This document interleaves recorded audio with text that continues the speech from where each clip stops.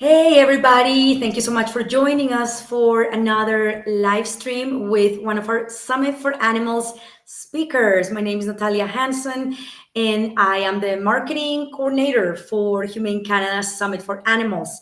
This is the largest conference for the animal welfare, sheltering, and advocacy sector in our country.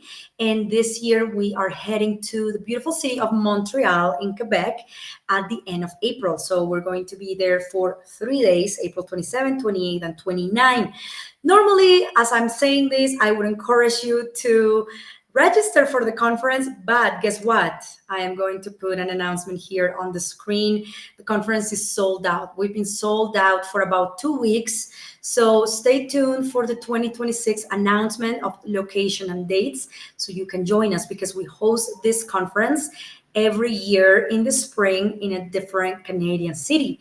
This year will be the second time that we head to beautiful Montreal.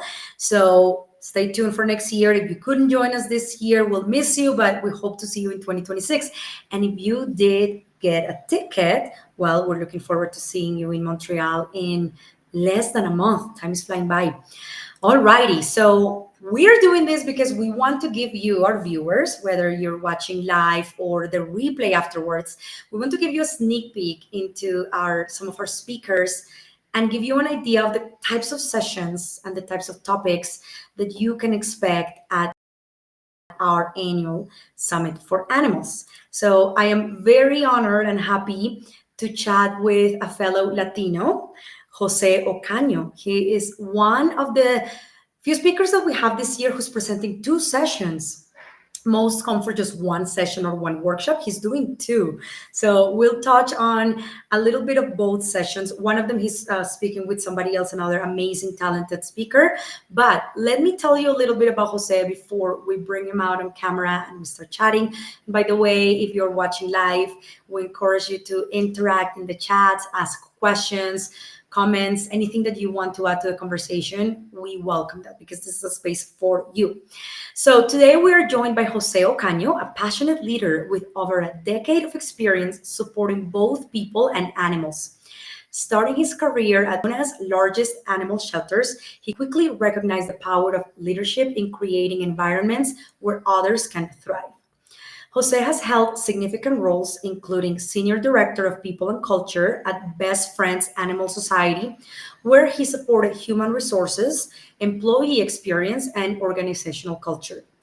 In 2023, he founded Hatching, a consulting firm dedicated to helping individuals and organizations live and work better by promoting compassionate leadership and workplace transformation.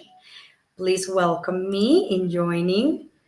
Sorry, please join me in welcoming Jose Ocaño to the screen. Hola, Jose, how are you? Hola, hola, ¿cómo estás? It's such a pleasure to be here with you and getting to know you through preparing for this. It's such an honor. How are you doing today? Doing well, doing well. I'm happy to have you here. Honestly, thank you for joining us. You're in California, so thank you for joining us all the way there. And thank you for coming to Montreal at the end of April. Tell me real quickly, is this your first time coming to Canada or have you been to Canada before? I've been to Canada 2 other times. One was for this really cool CEO summit for animal welfare leaders in Toronto, and the other was in Vancouver to watch Beyonce. So, those are my two Canada experiences. That's amazing. That's so funny. You went to all the way to Vancouver to see Beyonce. That's You amazing. know, I've also when traveled she's for sold out, concerts. you go wherever you got to go. Yeah. Yeah, for sure. When you like an artist, when you like a band, you do whatever you can to see them. And it's such a great experience. I love that. You know what? Speaking of that, I do have to say, so we are sold out at the conference, as I said in the intro. And my colleagues and I in the events team, we're a very small team, but we're saying we feel a little bit like celebrity status, saying we are sold out. And there's a wait list that we have, and the wait list is, it's pretty significant. So we're like, wow, who are we? What's going on? This is awesome. We feel like the Rolling Stones or something. Amazing. So I'm happy that you're going to be part of this conference this year. Alrighty, well, there's lots that I want to talk to you about, and I want to make the most of our time. And again, if people are watching live, please post your comments, your questions, etc. So I spoke a little bit about you. And by the way, what I said about you in the intro was very summarized. You have a lot more experience, a lot more achievements. So I encourage people to go to the summit website and read more on Jose and all of our amazing speakers. So I would love to pass the floor to you and open it up so you can tell me more about yourself, your career. Tell us more about Hatching, your consulting firm. I'm putting the URL right here is hatching.me, M-E. But please go ahead and tell me what I missed in your intro. No, thank you. So generous with all your words and encouragement. I really appreciate it. You know, before I talk about the career and some of the things, I always like to tell people a little bit about where I come from. And so I grew up in Tucson, Arizona, as you mentioned, in a little barrio, a little neighborhood called Barrio Anita. And it was a really special place. You know, it was a place my mother grew up, my grandmother grew up, and my great grandmother settled from Mexico into this little barrio, this little neighborhood. So many generations of our family grew up in this little adobe, one bedroom, one bath home.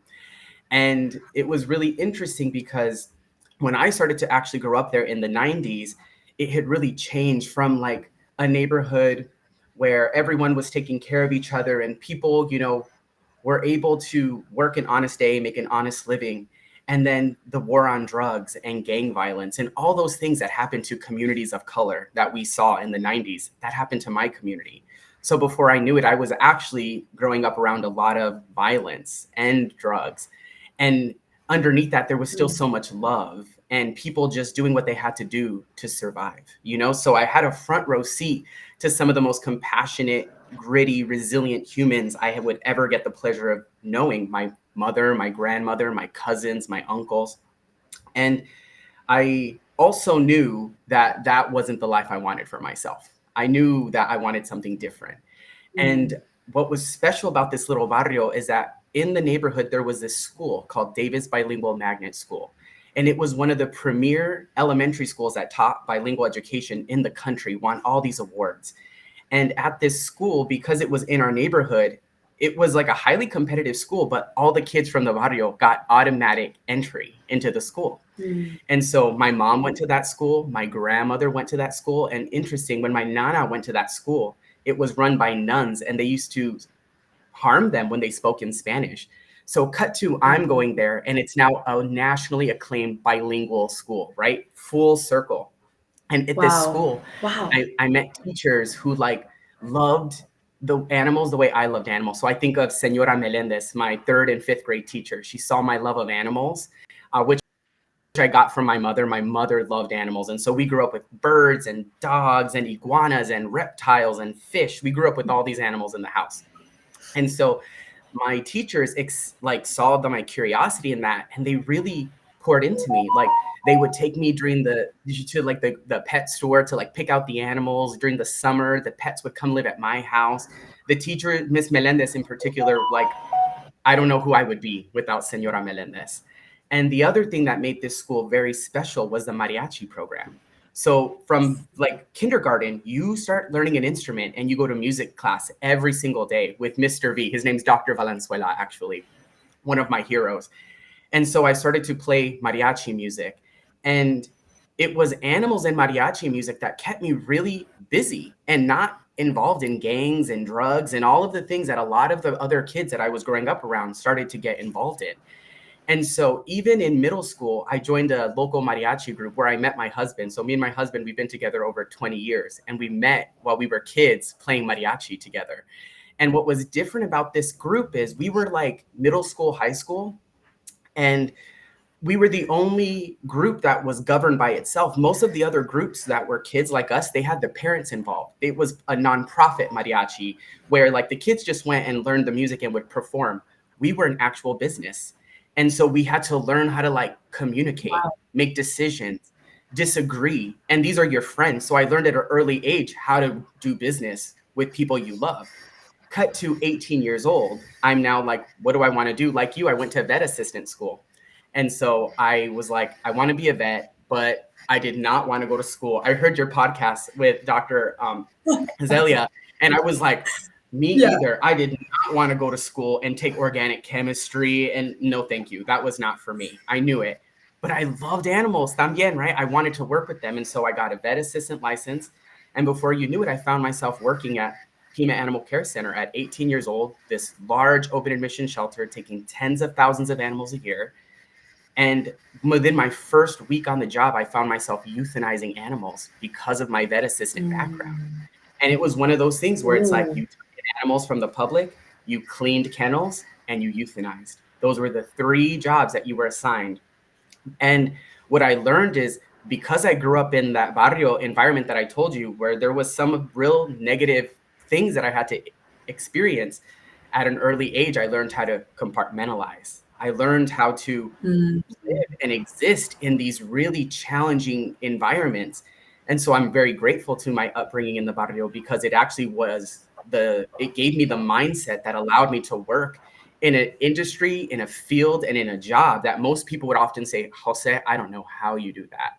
And where most of the time, most people didn't know what I did at work because who wants to talk about that? What did you do today? I euthanized a bunch of pit bull puppies because they're over the age of 3 months old. And we have a policy that any dog that is Yeah. pit bull mix type over 3 months get automatically euthanized.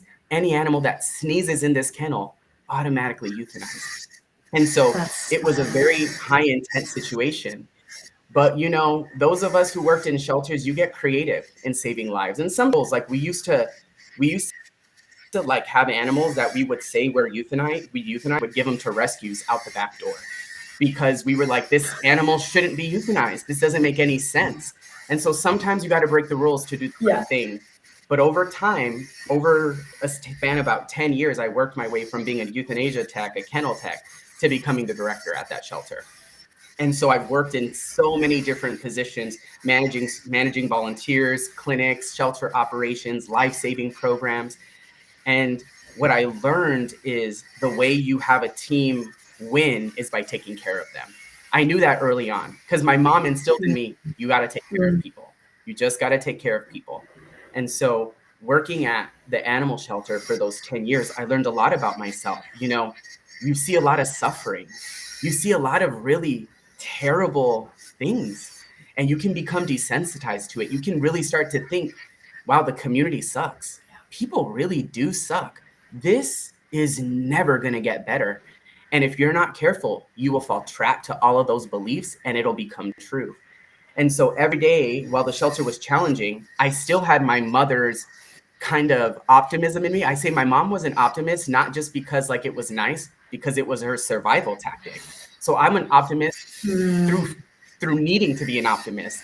Like I had to believe there's got to be another way. And I wasn't the only one. There were so many people there who also believed that. What I learned about myself is that I'm pretty persuasive. And when you're a leader, like it's not about having the best idea. It's about learning other people's ideas and bringing everything together and presenting something so that you can move forward. I'm good at that.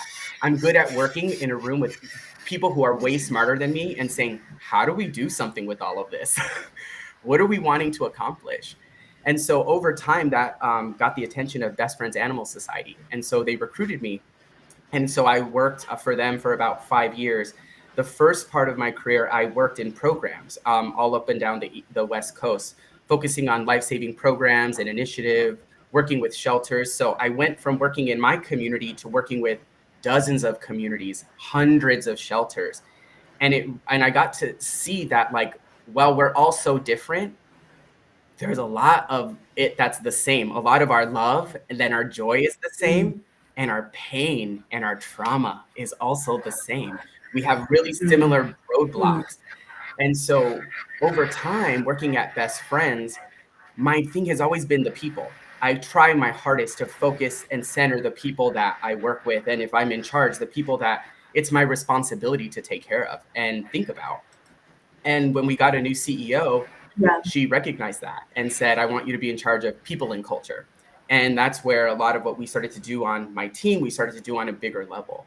And about in 2023, this is a long story, but we'll come all the way back. In 2023, my mom got really sick, and it was clear that her life was going to end. She had diabetes, and they started to do all these amputations: one toe, two toe, a foot, the leg, and over a period of 9 months, it was like 9 amputations. And so I found myself living Wow. back at home in my little barrio home, this place that, like, when I turned 18 and I tell you I turned around and got the hell out of there, I got the Bye. hell out of there, Yeah. And so it was like this homecoming, and I had to like reconcile some of the things that I had been running away from my whole life. And it was this beautiful moment Mm. watching and being with my mom at the end of her life. And it's when I realized I was hatching into something different, a new version of Mm. myself. And I thought, the way that I'm going to be able to make an impact is by really starting this company where I can help people live better, not just work better, but like, who are you? What do you think? What are your values? What makes you tick? How are you doing? Mm. And so that's how hatching came to be. And so it's a beautiful thing because I was re-inspired by the very place that literally was my first hatching, which was Barrio Anita. That's so sweet. Thank you for explaining everything. This is so interesting. Everybody has a story. I love your story. The fact that you met your husband in a mariachi band. This is so Latino. This is so Mexican. I love that. Amazing. That is the cutest. This should be turned into a sitcom or a rom com or something like that. I love that. And funny you mentioned Dr. Azalea Boy. She's watching us on LinkedIn and she says, "We love Jose and I love his shirt today, Mass Compassion." I love your shirt, not just your shirt, but I love this idea because you're mixing Spanglish, más, more, compassion. You kept it English. You could have said más compasión, all in Yeah. Spanish. But I love how you mix both languages, and we are going to talk about that in a second. But I want to ask you, just in general, why compassion? Because the title of this live stream, and I know your two sessions that you're presenting at the Summit for Animals have to do with compassion, compassion driven leadership, compassion driven inclusivity. Why that value? Yeah. Why compassion? To me, I think about compassion is what you do in the face of suffering. Like, without suffering, there would not need to be compassion. And so I always tell folks, like, compassion is four things. The first is seeing suffering. That's the very first step. You see an animal suffering, you recognize it. Maybe a colleague is really burnt out. Maybe you were just like, you take a breath, and you just like, oh, shoot, I'm tired. Compassion for yourself. So you recognize that suffering is happening. And suffering, again, is just like, it's when we're attached to things. We want things to be a certain way and they're not there. We're burnt out. We're in a real challenging time. Suffering looks a lot of different ways. The second thing after we see the suffering is we feel it, and that's empathy. A lot of people conflate empathy and compassion. So, like, and a lot of people in our industry, they're empathetic empaths. Like, you walk into a room and it can be silent, but you see the person who, like, that person needs something. I can tell you're empathic right away. A lot of us who are connected to animals, that's part of why we have just this connection with other beings. Like, I can feel connected to plants and trees too, when I'm paying attention. And then the third Yeah. thing is what makes compassion and different from empathy is you take action. And look at all of us in Mm. this industry, in this field. We see animals suffering, community suffering, and we're doing something to take action. Maybe you're working in the kennels and you're helping the animals directly.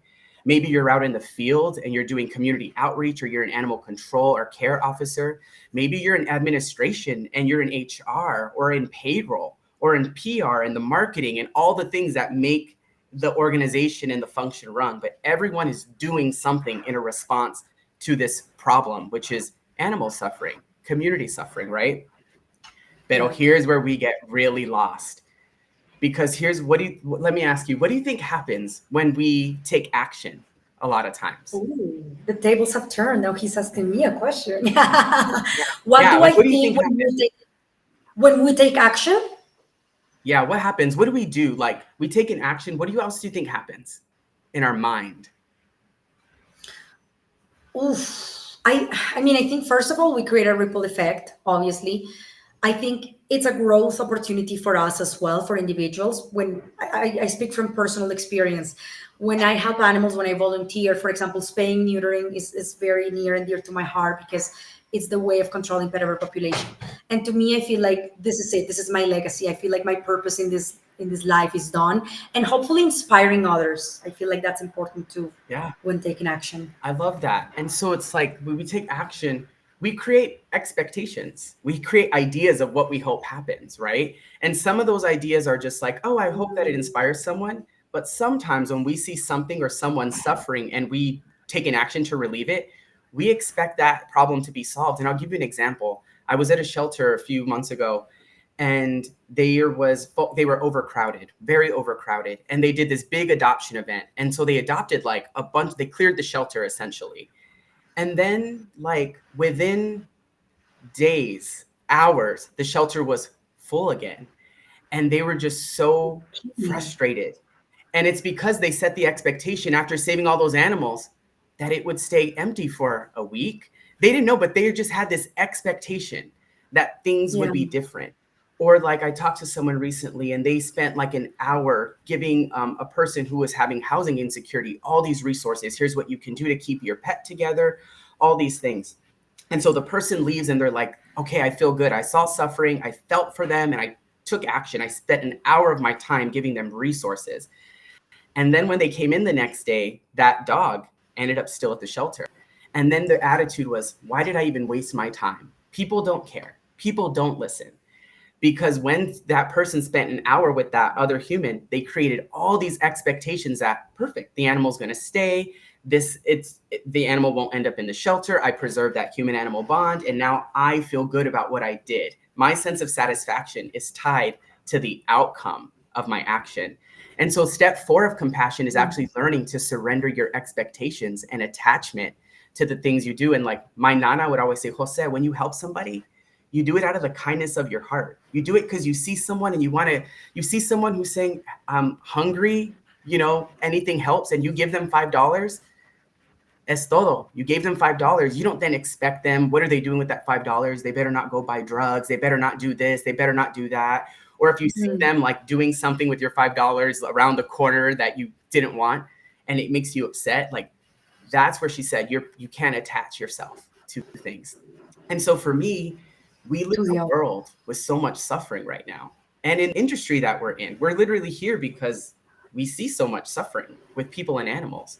And so compassion to me is the action because it's a life force. When we learn actually how to like see suffering, feel it, take action and release our expectation of it, that's where you get to feel really satisfied about what you're doing and the impact you make. Because all the weight of your expectations and judgment and all those things, they're not there anymore. So you're free and you're a lot more nimble to be able to navigate the challenges of the work that we do. Like the work we do is inherently difficult. It's volatile, complex, and ambiguous. And I think it's going to be that way for the foreseeable future. And so in the face of suffering, what do? Do we get cynical, resentful, angry, hardened? Or do we choose compassion and curiosity and forgiveness and hope and love and joy, you know? So it is a practice, it's a value because you have to work at it. Because we live in a capitalistic society where you are born into what do you want to be when you grow up? And we get constant messages of that we're not good enough and that it's never enough. And so compassion also has to start with us, and being compassionate to ourselves. You just took me on the most perfect segue for the next thing that I'm going to ask you. You just, we didn't rehearse this, by the way. If you're watching this, we did not rehearse this. But what I'm going to ask you actually has to do with ourselves, our staff, the community, because I want to ask you if you think there's a disconnect between the compassion we show animals and the compassion and care that we show ourselves, our staff, our team members, and the communities that we serve. The good news is that compassion, it all comes from the same source, which is us.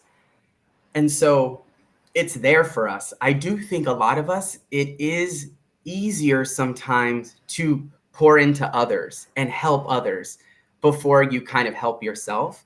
And it's interesting because that's service, right? To be of service is to not be so self-centered and me, and I'm the most important thing in the world. Like we've become a very self-centered culture, even like well-being and self-care can become too self-indulgent when really we want to take care of ourselves so that we can be of service, you know? And I think I've met a lot of people who they just completely, and I do this sometimes too, if I'm not careful, where I will self-sacrifice my own needs and my own kind of what's good for me in order to help people, in order to help animals. And sometimes it's because I'm avoiding actually dealing with myself. So I do think we have an industry of folks who are like, I'll just help you with your problem, then deal with like my stuff, you know? So I think sometimes there is a little bit of like distraction that happens. But overall, when I talk to people in this industry, I'm always left with like, wow, people are so good and they're putting so much time, love, and energy into helping. We just need to start to turn that around and also make sure we're filling up our own cup so we're not pouring from an empty cup. Because when you pour from an empty cup, that is how you get burnt out. And over time, that's how you can become resentful of it. And so, you know, there's a lot of people out there who talk about self-compassion, and self-compassion is just like talking to yourself the way you would a friend.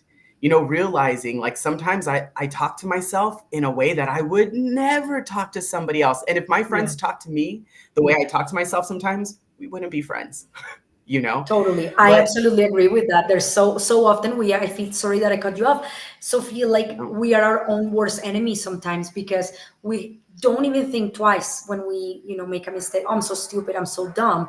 But I wouldn't come to you and tell you that. I would never tell you, Jose, you're so stupid. You're so dumb. Of course not. So why do we talk to ourselves that way if we wouldn't talk to our best friends, our partners, our children that way?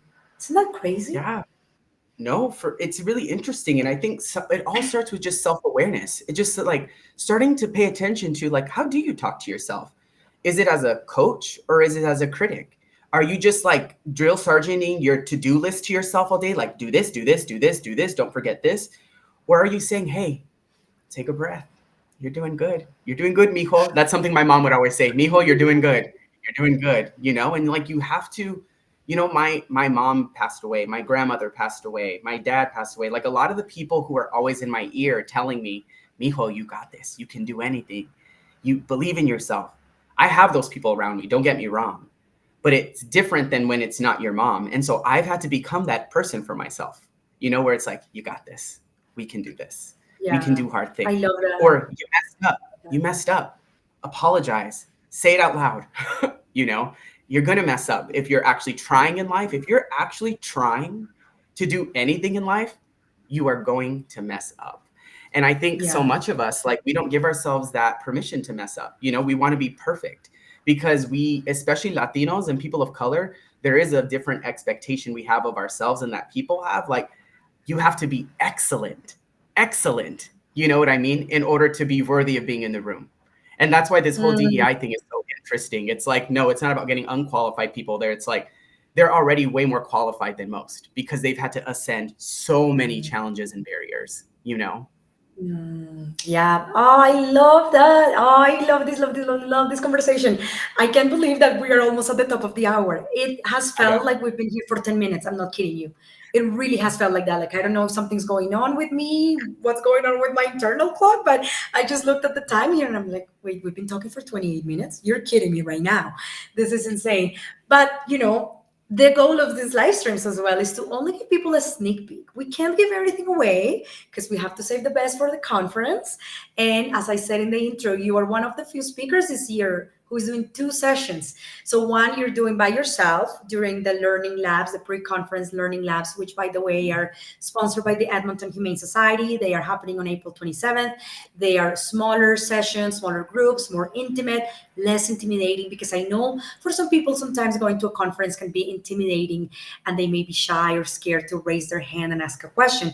So the learning labs are that perfect opportunity in that environment that feels more cozy and more and safer, I guess. And then the second session you're doing on our first day of the conference. And I want you to tell me a little bit about your co-presenter because you were just praising her before we went live. So tell me about that specific session you're doing with her.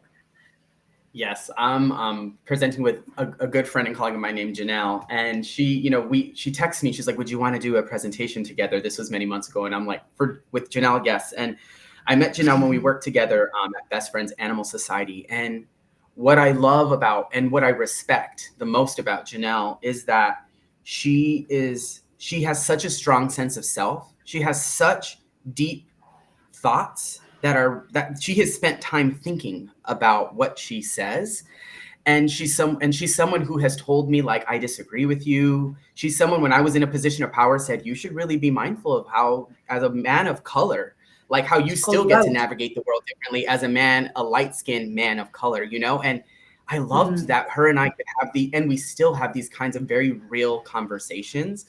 And that's the kind of person I want to surround myself with, who we can even have differences of opinions, but who, like, my mind and my heart expand when I'm in her presence. And I get to learn from someone like her.